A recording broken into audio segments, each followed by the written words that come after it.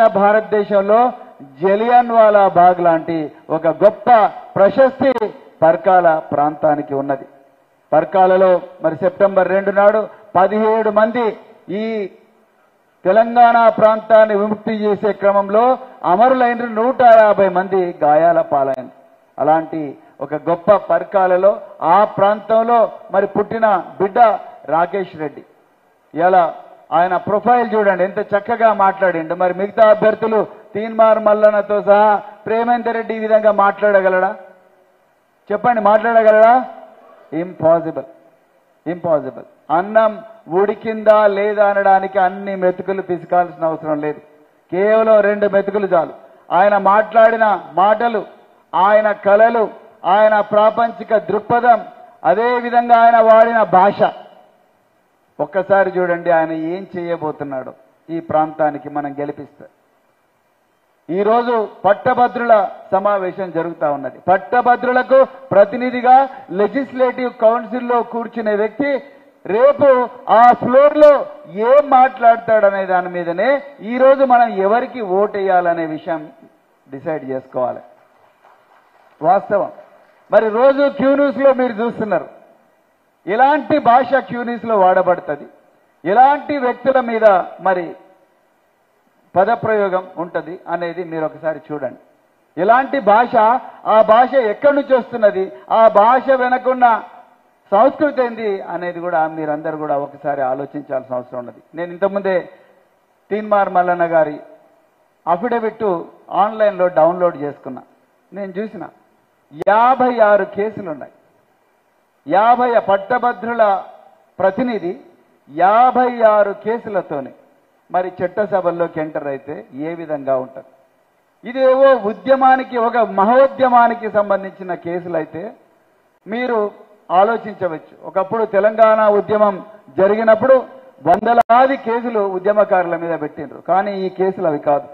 ఈ కేసులు ఒకసారి చూస్తే 56 కేసులు తెలంగాణ రాష్ట్రం వచ్చిన తర్వాత జరిగిన కేసులు ఇవన్నీ.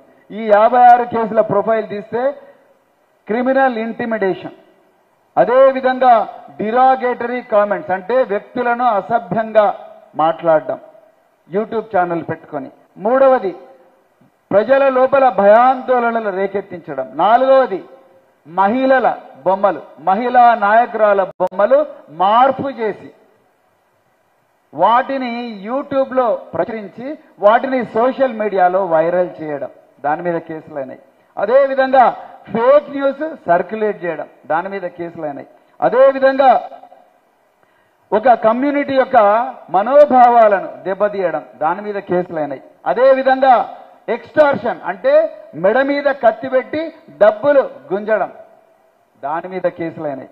అదేవిధంగా సూసైడ్కు ప్రమోట్ చేయడం అంటే వ్యక్తులు ఆత్మహత్యలకు పాల్పడేలా ప్రేరేపించడం, దాని మీద కూడా కేసులైనాయి.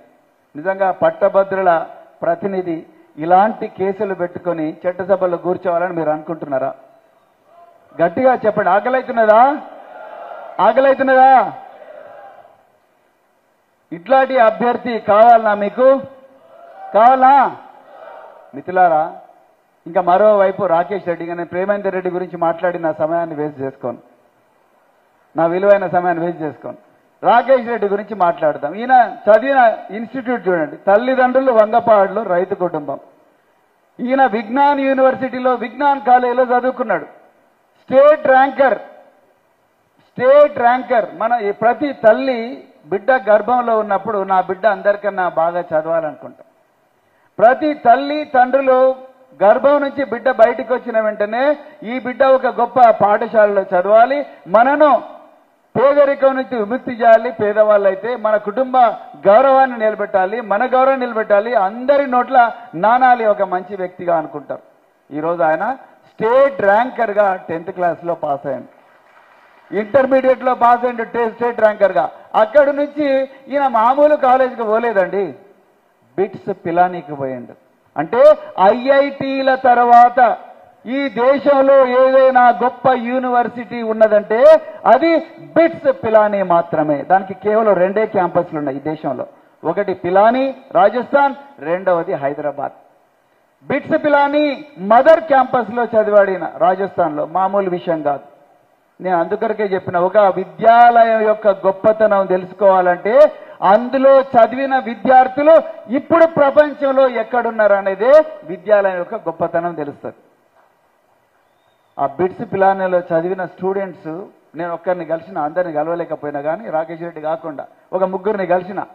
నేను పోయిన సంవత్సరం అమెరికా పోయినా. అమెరికా పోతే అక్కడ ప్రశాంత్ పాలకుర్తి అని మన తెలంగాణ బిడ్డనే, మహబూబాద్ ప్రాంతంలో పుట్టిండు ఆయన. ప్రశాంత్ పాలకుర్తి వాళ్ళ సిస్టర్ పునీత సాగర్ నా క్లాస్మేట్, నాకన్నా 1 year సీనియర్ అగ్రికల్చర్ యూనివర్సిటీలో.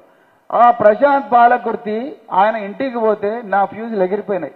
అమెరికాలో బోస్టన్ మహానగరంలో ప్రశాంత్ పాలకుర్తి 3 ఎకరాలు 2 ఎకరాల విశాలమైన ప్రాంతంలో పెద్ద మ్యాన్షన్ కట్టుకున్నాడు, బంగళా.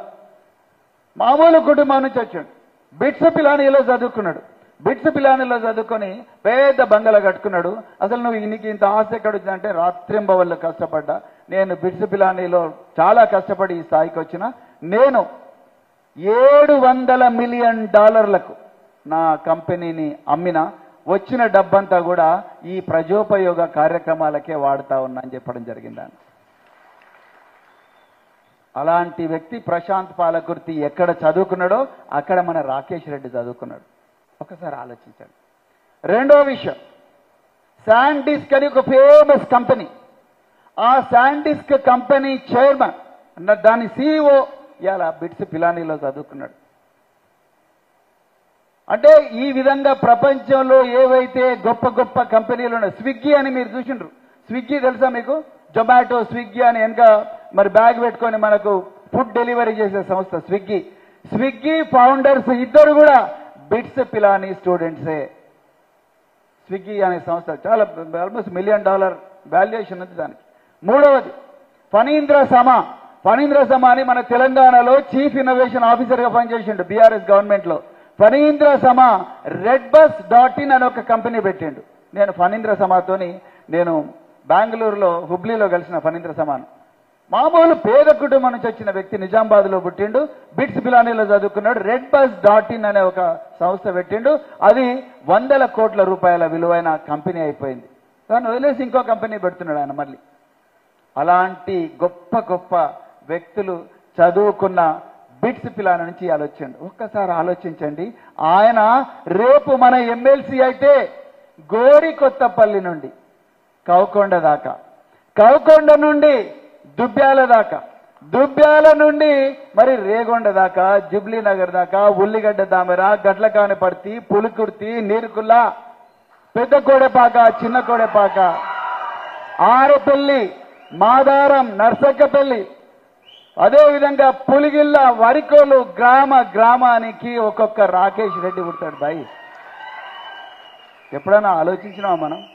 అరే ట్యూనీస్లో పొద్దున 8 గంటల నుంచి 9 గంటల వరకు వాణివిని తిట్టడానికే అన్ని వ్యూస్ వచ్చిన. అరే మళ్ళీ ఇట్లా చెప్పిండు, మళ్ళీ అట్లా చెప్పిండు, ఏం చేసిండు, అది చేసిండు, ఊకే